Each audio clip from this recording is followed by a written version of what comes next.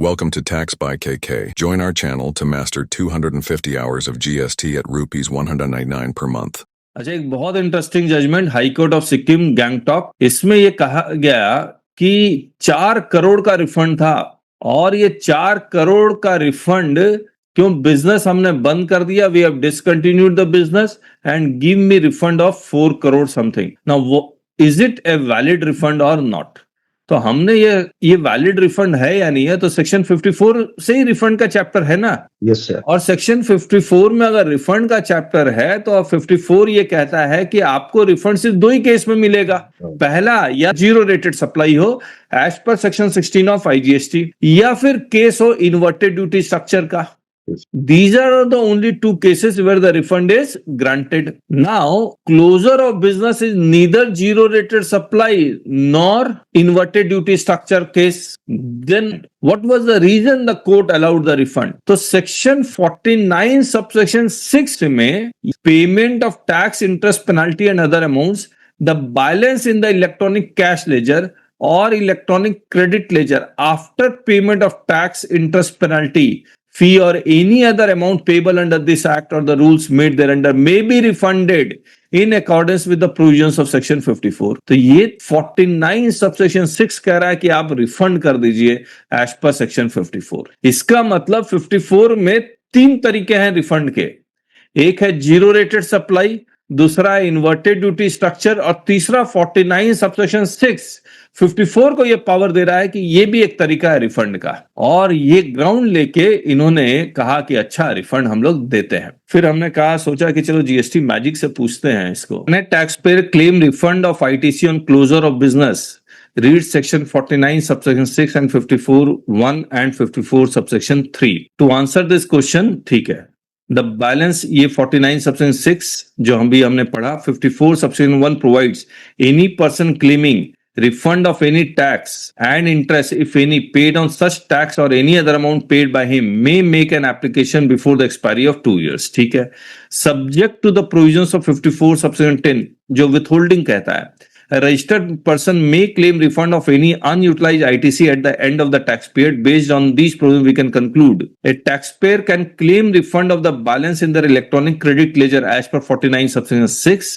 The refund claim must be made within 2 years। 54 subsection 3 allows for refund of unutilized ITC at the end of any tax period. However, the refund of unutilized ITC is subject to certain conditions। 54 subsection 3 further states that refund of unutilized ITC shall be allowed only in case of zero rated supplies and inverted duty structure। There is no specific provision for refund of ITC on closure of business।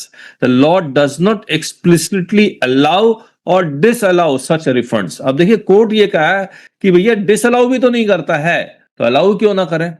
It is important to note that refund is subject to the provisions of this which allows for withholding of refund in certain cases. तो ये जो line यहां लिखी हुई है, this is most important. अब अगर आप पूरा जजमेंट भी पढ़ेंगे तो ये पूरे जजमेंट में आप देखिएगा 9 पेज का जजमेंट है। जजमेंट बहुत बड़ा भी नहीं है और रीजनिंग कोई खास है नहीं। रुक जाइए, 49 subsection 6 ये देख, the appellate authority has failed to discuss as to why the provisions of 49 subsection 6 is not applicable in the petitioner case।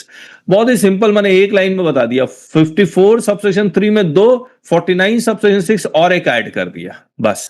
अब ये कोर्ट ने देखिए सैनवेट क्रेडिट रूल का कोई ट्राइब्यूनल का जजमेंट लेके अलाउ कर दिया है। उसमें भी क्लोजर ऑफ बिजनेस में, क्लोजर ऑफ द फैक्ट्री में tribunal allowed the refund. The high court agreed and opined that there is no express prohibition in rule 5 of the CENVAT credit rules. और पूरे GST law में कोई express provision है ही नहीं कि closure of business में हम रिफंड अलाउ नहीं करेंगे। ये देखिए, there is no express prohibition in this, read with this, claiming a refund of ITC on closure of unit, इसीलिए अलाउ कर दिया। और जब एक्सप्रेस क्लोजर है नहीं, तब government does not have the power to retain that ITC। However, the statute also does not provide for retention of tax without the authority of law, article 265। मुझे लगता है कि जब इसका हम लोग को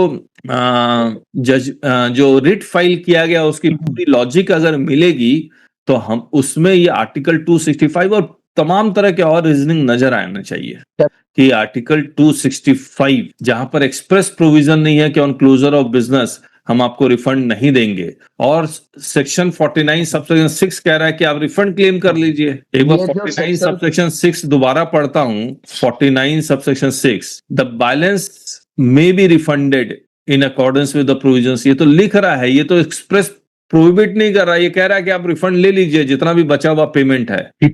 मुझे लगता है कि ये केस यहां तक रुकेगा नहीं, ये डिपार्टमेंट जरूर सुप्रीम कोर्ट जाएगा। 4 करोड़ का मामला है। वो तो बजाएगा ही सर। हाँ, और अगर सुप्रीम डिपार्टमेंट लग जाएगा इसके पीछे। सुप्रीम कोर्ट से भी अगर ये डिपार्टमेंट हार जाता है तो जैसे प्लांट और प्लांट एंड मशीनरी में रेट्रोस्पेक्टिव आया था, वैसे वो गवर्नमेंट लेके आ जाएगी। सर वीकेसी फुटस्टेप्स का जजमेंट है सुप्रीम कोर्ट में, ये स्टैंड नहीं करेगा सुप्रीम कोर्ट में। चलिए देखते हैं, लेकिन मैं hats off to the lawyer Ankit. हाँ वो ठीक है कि देखिए, ये तो अंकित कनोडिया जी जिन्होंने जज को ये समझाने में सक्षम रहे कि सर रिफंड इज अलाउड, और जज वाज सेटिस्फाइड।